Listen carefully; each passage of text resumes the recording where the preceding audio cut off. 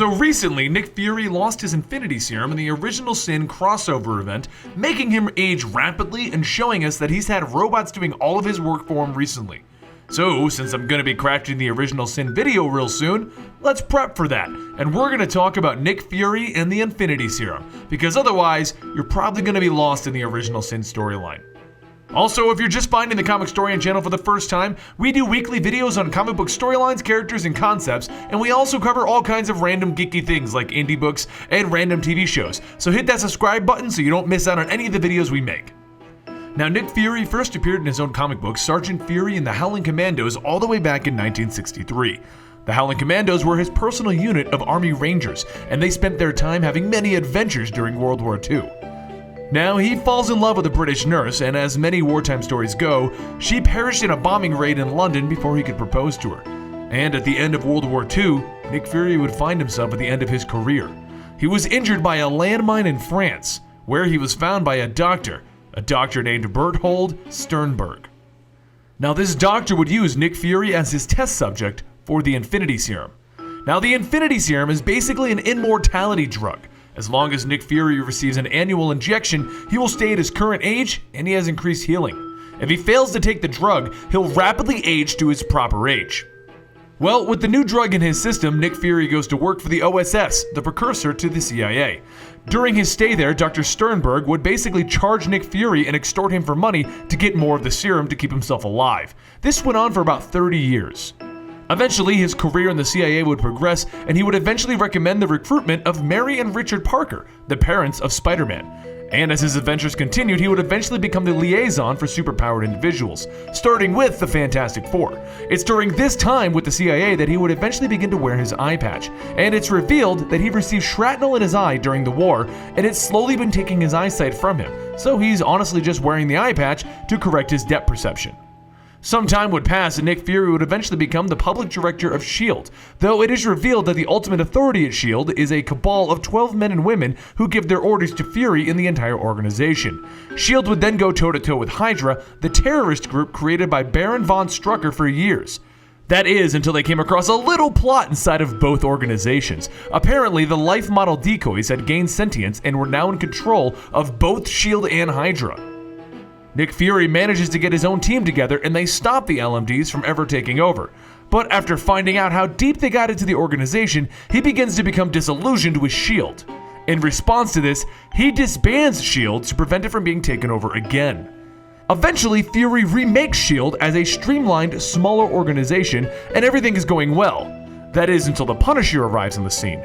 Long story short, the Punisher is brainwashed into believing that Nick Fury is the one that killed his family, and he goes and he actually kills Nick Fury in response to this. But after a whole funeral happens, it turns out that the Nick Fury that was killed by the Punisher is actually just a highly advanced life model decoy of Nick Fury, so advanced that no one knew about it this whole time. Well, Nick Fury would eventually come back to the helm of S.H.I.E.L.D. and he would eventually recruit some well-known superheroes to attack Latveria and try to stop a potential terrorist plot led by Dr. Doom. But the whole thing goes sour and Nick Fury is forced to step down as the head of S.H.I.E.L.D. He stays with S.H.I.E.L.D., but because now he has people hunting him, he decides to go into hiding. Now, time would pass with others in charge while Nick Fury was in hiding to find out what went wrong, and the only individuals that he could trust to do it were Maria Hill and then Tony Stark. And they would actually use life model decoys of Nick Fury to stand in whenever Nick Fury was needed to be present for something. Nick Fury was actually in hiding to discover the evil plots around the world. That is, until he stumbles across a secret alien invasion. The Skrull had a plan to replace everybody they could on Earth and take over from the inside out. Now, this is the storyline known as Secret Invasion, and one that I'll be covering very soon. But thanks to Nick Fury being aware of the invasion, he gets the right people in the right place at the right time to stop this invasion. But shortly after stopping the alien invasion and the replacement of the Earthlings, Nick Fury learns that secretly, Hydra has been in charge of S.H.I.E.L.D. this entire time. Once again disillusioned by S.H.I.E.L.D., he quickly assembles a new team of S.H.I.E.L.D. agents that he can trust. And 1,200 people who didn't join Norman Osborn's group, which Norman Osborn had been starting at this time, known as Hammer. Of course, Nick Fury's private military organization known as the Howling Commandos manages to defeat the Hydra threat once again, and once it's all said and done, Nick Fury learns that there's an even greater threat in the government, known as Leviathan. Nick Fury then uses his S.H.I.E.L.D. assets to assist the Avengers with Siege, which is an event in which Osborn tried to conquer Asgard.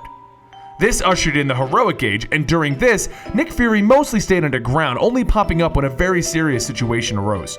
Well, during this period, Nick Fury ends up having to save Mockingbird and Bucky by giving them the last of his Infinity Serum. While everyone else was concerned that Nick Fury would age to his death rather rapidly, he assured them that he had just enough of the serum left so that he would age normally from this point on. After this, we learned that he apparently had a secret son named Sergeant Marcus Johnson. Sergeant Johnson was an African-American male who had lost his eye, and he had a 6-issue miniseries in which this man changes his name to Nick Fury Jr., and he ends up joining S.H.I.E.L.D. while the real Nick Fury officially retires. But this isn't the end of the Nick Fury that we all know and love. In Original Sin, we learned that he actually did age rapidly at some point, and everyone's been dealing with the life model decoys for an undetermined amount of time. Oh, and apparently he's been secretly keeping the worst evils of the world at bay, and he's been doing such a good job about it that no one even knew these evils existed. But this is all going to be further explained in our Original Sin video. So since this is a Know Your Universe, Nick Fury's powers are to have no powers. Basically, the only real power he has is the Infinity Serum, which gives him enhanced healing and the ability to never age. He also has access to many gadgets, shield discoveries, and is skilled in multiple types of hand-to-hand combat. Overall, Nick Fury is a great character who has been around for a very long time, and thanks to the Infinity Serum keeping him young, he's one of the few characters who's been the same guy since his World War II comics. So let me know in the comments down below what you think of Nick Fury. And if you want to see more videos like this one explaining your favorite superheroes or various other things in comic book universes or more comic book storylines, make sure you hit that subscribe button and give us a like. We really do appreciate it. Thank you, and I'll see you guys next time right here at Comicstorian.